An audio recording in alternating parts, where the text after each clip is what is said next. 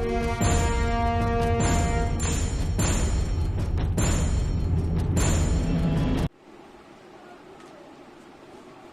विद्यार्थियों, good morning. आप सबका अजीत मैथमेटिक्स यूट्यूब चैनल पर हार्दिक स्वागत है। रसायन विज्ञान के अंतर्गत हम लोग आज दूसरा अध्याय शुरू करने जा रहे हैं। यह अध्याय है, क्या हमारे आसपास के पदार्थ शुद्ध हैं? हम जहां निवास करते हैं, जहां पर हम हैं अभी, वहां पर नाना प्रकार के पदार्थ में दृश्यमान है। तो क्या वे पदार्थ शुद्ध हैं या अशुद्ध हैं, ये हम कैसे जानेंगे? इसके बारे में इस अध्याय में हम सीखेंगे। दैनिक जीवन में हम विभिन्न प्रकार की वस्तुओं का प्रयोग करते हैं। खाद्य पदार्थ हो, मूलतः तो खाद्य पदार्थ शुद्ध होना चाहिए, पेय पदार्थ शुद्ध होना चाहिए।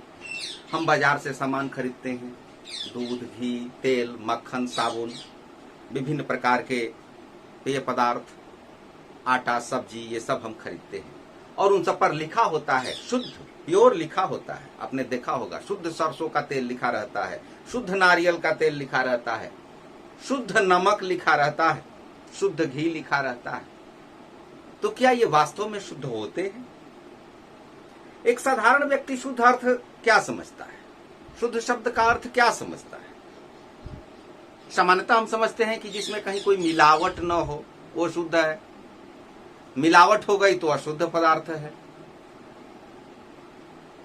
लेकिन वैज्ञानिक दृष्टिकोण से शुद्ध का मतलब यह नहीं होता है, बल्कि ये वस्तुएं विभिन्न पदार्थों के मिश्रण है। जैसे हम दूध लेते हैं तो दूध में क्या होता है? जल होता है, प्रोटीन होता है, वसा होता है, विटामिन होते हैं। तो यह दूध मिश्रण है। विज्ञान किसी पदार्थ को शुद्ध तब कहता है जब उस पदार्थ में उपस्थित सभी कण किसी रासायनिक प्रकृति के। इस प्रकार हम शुद्ध पदार्थ के बारे में देखें तो शुद्ध पदार्थ वह पदार्थ है जो एक ही प्रकार के कणों से मिलकर बना होता है। जैसे हाइड्रोजन तत्व है, गैस है, सिर्फ हाइड्रोजन के कण ही इसमें होते हैं। ऑक्सीजन जो प्राणवायु के नाम से जानी जाती है, जिसकी सहायता से ही जीवन है, तो ऑक्सीजन एक ही प्रकार के कणों से मिलकर बना है। कार्बन, जल, जल में भी अगर मिक्स हो गया तब तो वो मिश्रण हो जाएगा, वह शुद्ध हो जाएगा। चीनी कंपाउंड है, यौगिक है। बालू सिलिका के नाम से जाना जाता है। तो ये शुद्ध पदार्थ है जो एक ही प्रकार के कणों से मिलकर बने होते हैं। तो ये शुद्ध पदार्थ या तो एलिमेंट हो सकते हैं या कंपाउंड हो सकते हैं, तत्व या यौगिक हो सकते हैं। अशुद्ध पदार्थ वह पदार्थ जो दो या दो से अधिक कणों से मिलकर बना होता है, अशुद्ध पदार्थ कहलाता है। जैसे समुद्र का जल है, उसमें विभिन्न प्रकार के खनिज लवण घुले रहते हैं, मिट्टी रहती है, पानी रहता है। मिट्टी में भी अनेक प्रकार के कण हैं। दूध के बारे में अभी बताया हमने कि प्रोटीन, वसा, जल, विटामिन। वायु, वायु भी अशुद्ध पदार्थ है क्योंकि यह मिश्रण है, गैसों का मिश्रण है। ऑक्सीजन, नाइट्रोजन, कार्बन डाइऑक्साइड, जलवाष्प इत्यादि का यह मिश्रण है। चाय, पेंट, लकड़ी, ये सब अशुद्ध पदार्थ के अंतर्गत आते हैं। तो एक ही प्रकार के कणों का तात्पर्य यह है कि वह पदार्थ एक ही प्रकार के परमाणुओं से मिलकर बना होता है। तो एक ही प्रकार के परमाणु से अगर मिलकर बना है तो वह शुद्ध पदार्थ है, चाहे वह तत्व हो सकता है या यौगिक हो सकता है। शुद्ध पदार्थ को किसी भौतिक प्रक्रिया द्वारा हम नहीं तोड़ सकते, उसको अलग अलग नहीं कर सकते हैं। शुद्ध पदार्थ का जो निश्चित संघटन अर्थात कंपोजिशन होता है, इसका गलनांक और क्वथनांक भी निश्चित होता है। जैसे शुद्ध जल है तो 273 केल्विन ताप पर 273 केल्विन ताप पर ये किस अवस्था में होगा? यानी 0 डिग्री सेल्सियस पर यह बर्फ अवस्था में होगा। 100 डिग्री सेल्सियस पर यह उबलने लगता है, यानी 373 केल्विन पर जल उबलने लगता है। यदि अशुद्ध जल होगा तो 373 केल्विन पर नहीं उबलेगा, उससे अधिक उष्मा की उसे आवश्यकता होगी। तो शुद्ध जल का क्वथनांक, गलनांक, जैसे बर्फ का गलनांक तो ये सब शुद्ध पदार्थों के गलनांक और क्वथनांक जो होते हैं वो निश्चित होते हैं। लेकिन उसी शुद्ध जल में यदि आप लवण मिला दें, नमक मिला दें, तो उसका गलनांक और क्वथनांक, उसका जो क्वथनांक है वो चेंज हो जाएगा। जिस ताप पर वह उबलता है उस ताप पर नहीं उबलेगा, उससे अधिक ऊष्मा की आवश्यकता होगी। और शुद्ध पदार्थों के बारे में भी आपने सुना कि 2 या 2 से अधिक प्रकार के कणों से मिलकर के बना होता है। तो यहां पर इससे मतलब यह है कि दो पदार्थ हैं वो तत्व या यौगिक से बने होते हैं। तो तत्व यौगिक से मिलकर बने पदार्थ को हम मिश्रण कहते हैं। तो अशुद्ध पदार्थ, सभी मिश्रण अशुद्ध पदार्थ होते हैं और उनको हम किसी सामान्य विधि द्वारा अलग अलग कंपोजिशन में कर सकते हैं। जैसे मान लीजिए कि चावल है और उसमें दाल मिक्स कर दिया जाए, तो हम सामान्यतः उसे हाथ से चून करके या किसी भी उपाय से उनको अलग अलग कर सकते हैं। तो यह अशुद्ध पदार्थ है। अशुद्ध पदार्थ का निश्चित संघटन अर्थात कंपोजिशन नहीं होता है, इसके गलनांक और क्वथनांक भी निश्चित नहीं होते हैं। तो शुद्ध पदार्थों को हम 2 श्रेणियों में बांटते हैं और वह है तत्व या यौगिक, जबकि अशुद्ध पदार्थ मिश्रण होते हैं। अब मिश्रण के बारे में, मिश्रण शब्द से ही समझ रहे हैं कि मिक्सचर, मिलावट, जहां पर बहुत से पदार्थ आपस में मिल जाएं तो मिश्रण हुआ। तो मिश्रण जिन पदार्थों में 2 या 2 से अधिक तत्व अथवा यौगिक किसी भी अनुपात में, वहां पर रेशियो निश्चित नहीं है, किसी भी तरह से मिला दिया जाए। जबकि तत्व और यौगिक में जो पदार्थ होते हैं वो एक निश्चित अनुपात में मिले होते हैं। यौगिक में यह भी 2 तत्वों का एक तरह से मिश्रण कह सकते हैं इसको, लेकिन यहाँ पर अनुपात निश्चित होता है और यहाँ पर अनुपात निश्चित नहीं होता है। जैसे हवा में विभिन्न गैसें हैं, ऑक्सीजन, नाइट्रोजन, कार्बन डाइऑक्साइड, जलवाष्प इत्यादि। तो कहीं पर ऑक्सीजन की मात्रा अधिक हो जाती है, कहीं कार्बन डाइऑक्साइड की मात्रा अधिक हो जाती है, एक निश्चित अनुपात तो है नहीं। बारूद, सल्फर, पोटासियम नाइट्रेट, कोयला, इन सब का मिश्रण है। दूध मिश्रण है। पेय पदार्थ, स्याही जिसका उपयोग हमें लिखने में करते हैं, यह भी मिश्रण है। हमारे शरीर में बहने वाला रक्त, यह मिश्रण है। साबुन यौगिक के अंतर्गत भी आता है, लेकिन यहां पर अभी आप उसको मिश्रण के बारे में ही समझिए, क्योंकि साबुन का आप कार्बन पाठ में जाएंगे तो फॉर्मूला है। तो साबुन यौगिक के अंतर्गत भी आता है। मिश्रण ठोस, द्रव या गैस, ये तीनों हो सकता है। जैसे यहां पर देख लें, ये ठोस हो गया बारूद, यह द्रव हो गया दूध और यह गैस। तो मिश्रण तीनों प्रकार के हो सकते हैं।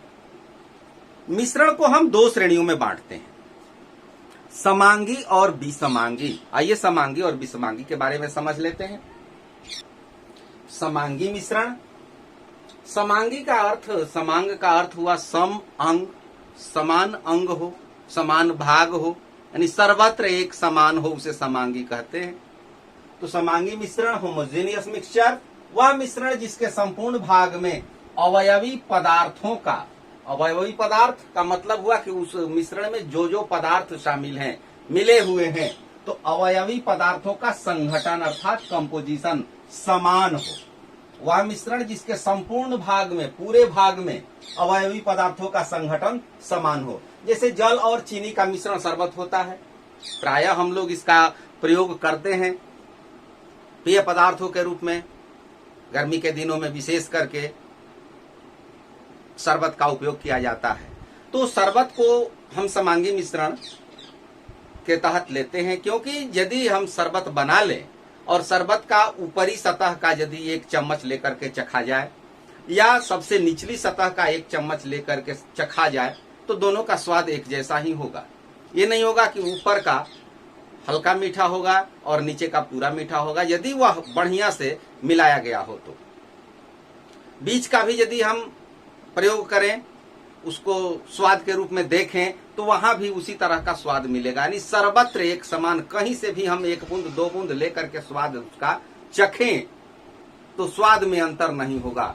तो समांगी मिश्रण में जितने भी पदार्थ मिले होते हैं उनका कंपोजिशन सब जगह एक जैसा होता है। जैसे जल और चीनी का मिश्रण, जल और नमक का मिश्रण, पीतल ये ठोस है, जस्ता और तांबा का मिश्रण होता है, पीतल, जस्ता और तांबा का मिश्रण होता है। इसको इस तरह से हम याद कर सकते हैं। ये शब्द यदि याद रहे, पीजता, तो पी से पीतल, ज से जस्ता और ता से तांबा। उसी तरह से कांसा, ये भी ठोस है, ये भी मिश्रण है, और इसके लिए हम शॉर्ट फॉर्म याद रख सकते हैं, काटता, कांसा, टीन और तांबा। तो ये शॉर्ट फॉर्म याद करने के लिए है इन मिश्रण को। तो पीतल और कांसा ये भी समांगी मिश्रण है। चाय बनाया जाता है, चाय को यदि छान दिया जाए तो छनी हुई चाय भी मिश्रण है, समांगी मिश्रण है, क्योंकि सर्वत्र एक समान उसमें चाय पत्ती, चीनी, ये जो भी पदार्थ मिलाए जाते हैं, अदरक, इलायची इत्यादि, वो सब जगह एक जैसा मिले होते हैं। पेट्रोल भी उसी तरह का है, सर्वत्र एक समान इसका कंपोजिशन होता है। सोडा वाटर पेय पदार्थ के रूप में उपयोग होता है। तो ये समांगी मिश्रण के तहत आते हैं। अब आते हैं विसमांगी मिश्रण, हेट्रोजेनियस मिक्सचर।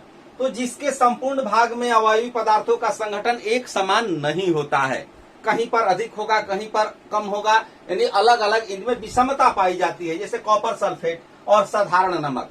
कॉपर सल्फेट का जो चूर्ण है वो नीले रंग का होता है, और साधारण नमक आप जानते ही हैं सफेद रंग का। इन दोनों को मिला दिया जाए आपस में तो कहीं कॉपर सल्फेट की मात्रा अधिक होगी, कहीं नमक की मात्रा अधिक होगी। आप चीनी और नमक को मिला दीजिए, जल मत मिलाइए, और ऐसे ही उसको मिला दीजिए तो कहीं पर चीनी की मात्रा अधिक हो जाएगी, कहीं नमक की मात्रा अधिक हो जाएगी, तो सर्वत्र एक समान नहीं होगा, वो विषमांगी मिश्रण होगा।